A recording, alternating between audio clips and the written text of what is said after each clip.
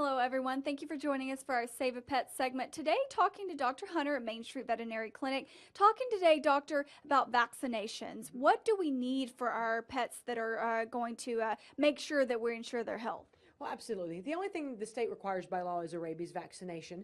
And depending on what state you're in, what county, what city, depends on if you have to do it yearly or every 3 years on there. Okay. That's the only one we are absolutely required to give because of the human health risk to having rabies out there.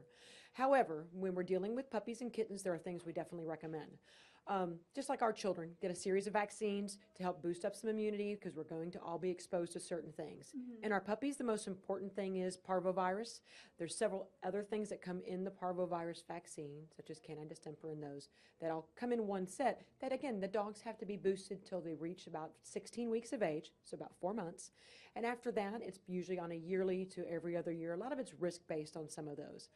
Same thing with cat. There's a feline version of the same vaccine on there. Okay. With our cats, even if you think that forever in your life your cat is going to be an indoor cat, it's always recommended to actually get them their feline leukemia vaccines when they're kittens.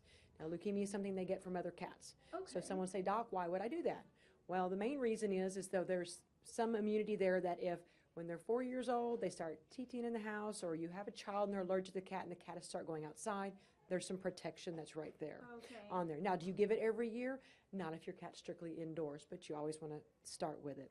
And then also 2 years dogs that we've talked before about haircuts and boarding and all that. Well, those dogs are exposed to a whole bunch of different types of bugs that maybe some others aren't. And that fits in with your canine influenza, so the dog flu, and your canine bordetella that are in there. And generally, most veterinarians will have a protocol set up saying, hey, you're coming in at 8 weeks, 12 weeks, and they'll set you up with those vaccines. And then based on your risk or based on the area we're in and whatever recommendations that veterinarian sees fit, here's what we recommend on a yearly, every other year, never again basis. It just depends. Each pet's a little bit different, just like you and I are. And of course, like you mentioned, if they're going outside, maybe roaming around some, it's just better, I guess, to know that you have that underlying protection, especially the heartworms and things like that. Yeah, absolutely. And then heartworms gets a totally different. That heartworm there actually is a 6-month shot out now for heartworms, which is great because all of our busy lives, the convenience factor is wonderful on it. Yeah. Heartworms is something, it's a parasite that's spread from dog to dog and can cause heart failure and death in an animal. Cats as well. We forget about our cats. They can actually get heartworms as well. There's a monthly preventative, or with the dogs, we have the 6-month shot. But yes, when you're talking about the vaccines, as puppies and kittens, they all need to get some immunity built up, and then from there on out, most of them need it boosted, some annually, and just, again, it depends on your risks. That helps them out to begin with when they're puppies. Absolutely, because we see a lot of stray animals in this area. Unfortunately, that's why we're having these segments and going to the animal control.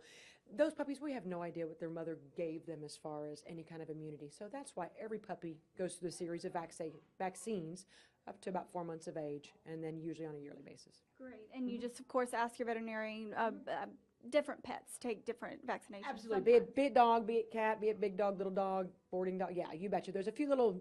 Most everyone gets everything with a few little specifications in there. Okay, great. Thank you, Dr. Hunter. Now we'll go visit our pet of the week. Hello, everyone. Coming to you from Lumberton Animal Control. Joining us today is Ruby. You can see her nice red coat, and she's probably about 3 years old. And she is definitely a mature dog, housebroken. You can tell she only goes to the bathroom when she comes outside. So about 3 years old. Nice little curl to her tail. She's pretty, her coat is different. Maybe the way her tail is than other ones.